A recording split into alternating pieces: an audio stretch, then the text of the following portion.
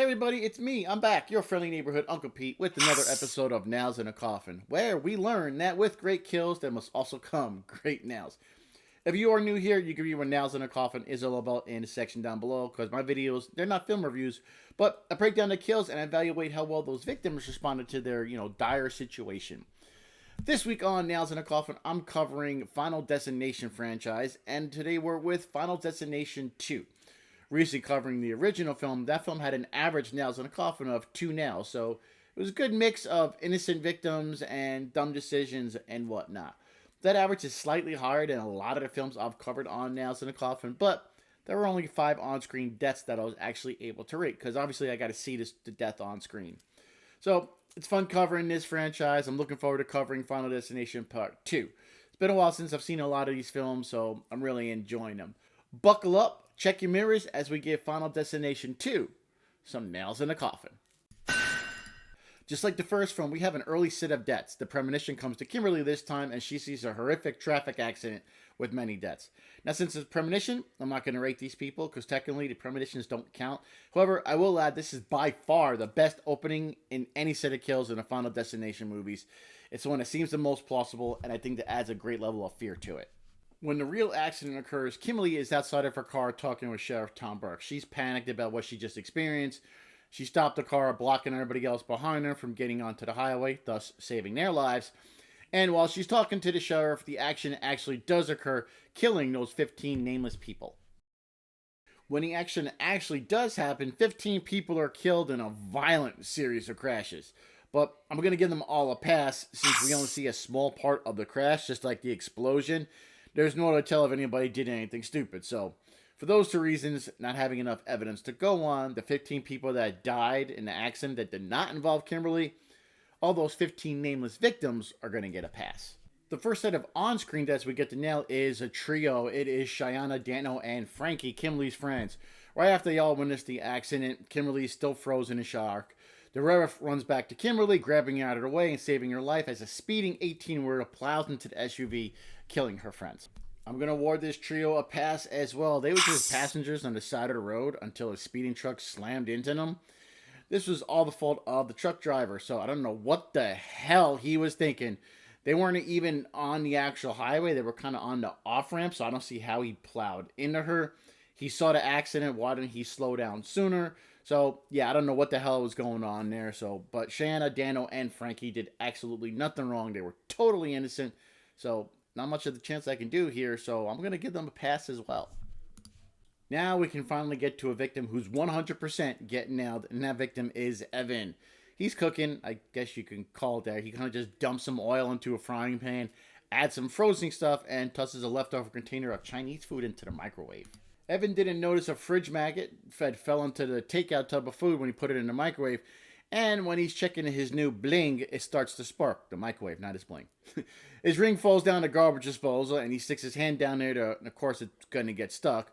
And then the food that he was cooking actually starts a grease fire. Evan, he's struggling to get his hand free so he can extinguish the fire, but his efforts actually only make things worse.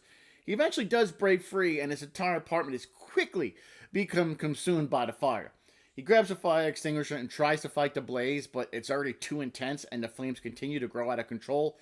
He ditches the fire extinguisher and flees out of the apartment, out of the window, and down the fire escape. Evan makes it down the fire escape right as his apartment explodes. I don't know what exploded, and by the way, it was... Anyways, he continues to climb down the ladder, but he gets stuck. He tries to shake it loose, and it works, and he safely lands on his feet. Then he slips on a leftover spaghetti he threw out of the window earlier.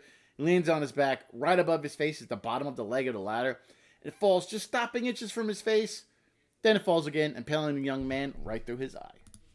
Our first set of nails are Evan's, and he earned himself 1.5 nails in a coffin. Even though death was actually making everything happen here, I feel Evan kind of made it easy. Some of the foolish or dangerous decisions Evan did. He took frozen food out and tossed it in a cold frying pan with oil and then turned the stove on. He was also too focused on his new jewelry and not paying attention to the stove. Now, he did show some intelligence by trying to put the fire out, and he did escape as well. However, after he was on the ground and slipped on the pasta that he actually tossed out the window, the leg of the ladder fell just towards him and stopped. He should have got that you know what, out of the way as soon as it stopped just to be safe. But just to lay there and then give a sigh of relief, that was kind of really stupid. So he had a good mix of stupid and smarts here, but you only I could only give him 1.5 nails in a coffin because fighting the fire and escaping, that's what saved him from getting 1 nail in the coffin. Next up is Tim, and after narrowly escaping a mishap in a dentist chair, he and his mom leave the office just as Kimberly is running towards him to warn him about death. Tim notices a flock of pigeons on the ground and he runs to scatter them for fun, I guess. This unknowingly startles a crane operator, loses control of his equipment, sending a massive pane of glass crashing down on Tim, killing him instantly. I'm giving Tim 1.5 nails in a coffin. I think it was kind of stupid to run at pigeons for the sole purpose of just freaking them out and making them fly away. The safety spotters working with the crane operator are the real morons here. They suck at their job. Now, since his actions directly affected his death, I kind of have to take that into consideration, especially since those actions were kind of foolish.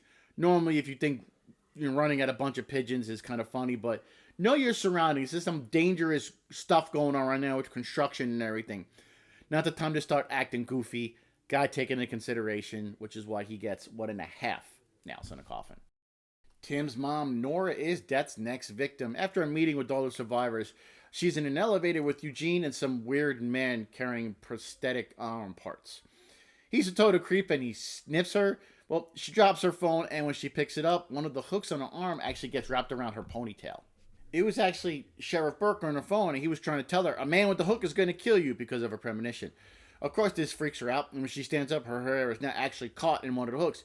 She's panicked at this point, and the elevator doors open. She tries to get out of it, but then the doors close, and it actually traps her head. We can all see where this is going as the elevator starts to raise with Nora's head trapped inside the cab with her body outside. Clear and Cat rush to save her, but just as the elevator rises to the top, it stops. Only momentarily as the elevator continues its ascent and decapitates her. I'm awarding Nora 2 nails in a coffin. She was pretty innocent here. I'm sure she was still in shock after witnessing the horrific death of her son. She was terrified knowing death was after her.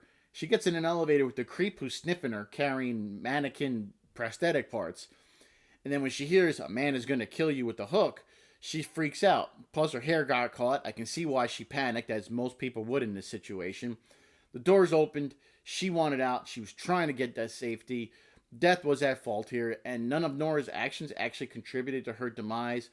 Completely innocent, which is why I'm going to give her 2 nails in the coffin. We have Kat, Rory, Eugene, Clear, and Kimberly left. They're on their way to the hospital for the birth of Isabella's baby, all thinking that when that baby is born, it will cheat death with life, and death will no longer be coming for them.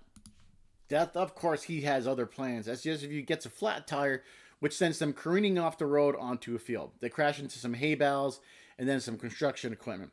They finally come to rest when the SUV crashes into a pile of PVC pipes, with a large piece narrowly missing, impaling Cat. First responders and a local news van arrives. One of them runs over some debris, damaging the gas tank.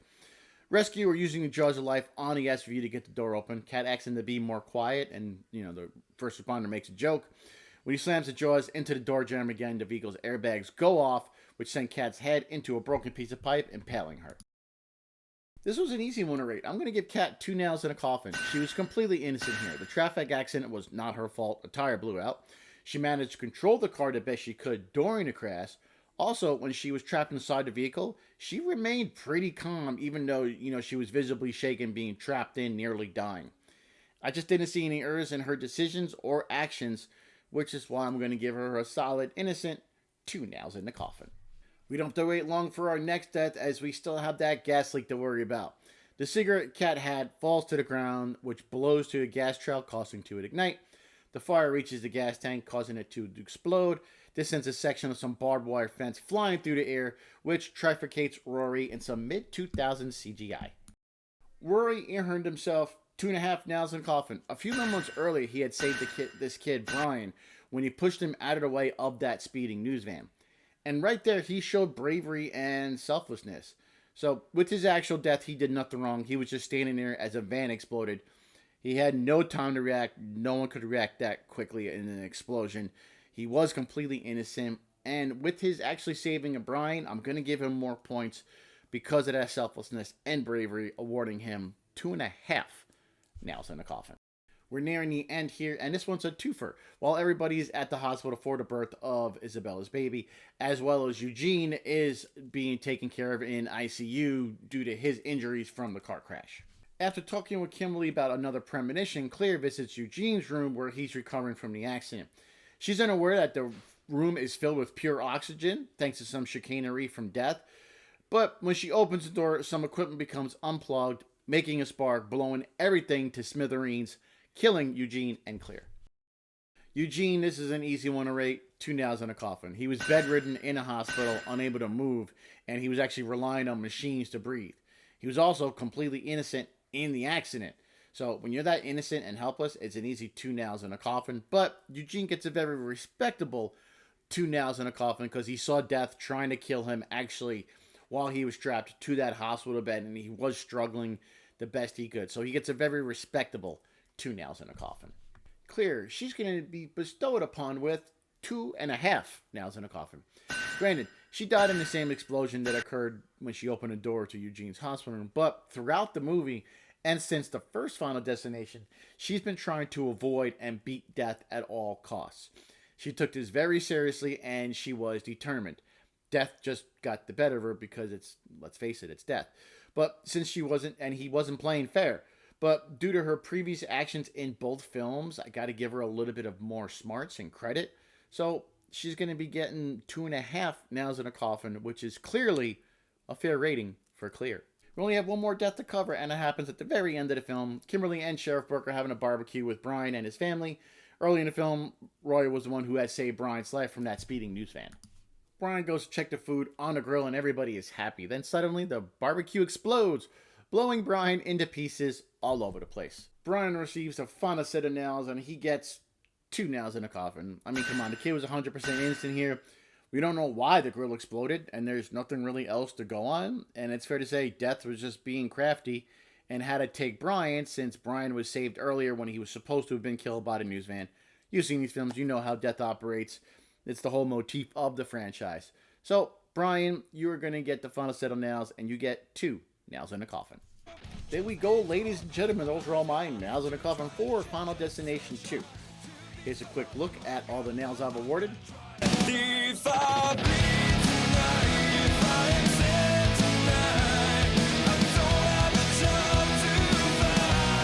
Now the average nails in a coffin is 2 nails, surprisingly the same average as the first Final Destination film. So 2 in a row, not too uncommon, because when I covered recently the Hills Have Eyes franchise, the Hills Have Eyes 1 and the Hills Have Eyes 2 had the same average, but it's just kind of funny that I'm covering Final Destination and the first 2 films had an average of 2 nails. So we got a bunch more films to cover. It's going to be interesting to see. I wonder if all of them could have 2 nails in a coffin. That may not happen, but we'll find out in the upcoming weeks. And we're going to finally wrap things up with my Golden Hammer Award, and this award goes to the victim or survivor that stood out in the film above the others, either showing intelligence, bravery, initiative, gumption, whatever. Just a standout for me. And this week, that award goes to Claire Rivers. She's the only survivor of the first film, and she made it through most of this one. Now, the survivors of this film sought her out for help in avoiding death. She was prepared, never stopped trying to figure it out for her or everybody else. She wanted everybody to be able to cheat Death's plan. She had that motivation, and I love it. And plus, I think her death was kind of a cheat. All she did was open a door and was caught in an explosion. But Claire, she's the winner of this week's movie's Golden Hammer Award. Thanks for watching, everybody. Please like, comment, share, and subscribe, all that usual stuff. And I will see you here next time when I cover Final Destination 3. So that should be another good one to cover. Anyways, until then, take care, stay safe, be good to each other. I am your friendly neighborhood Uncle Pete, and remember, with great kills, there must also come great nails.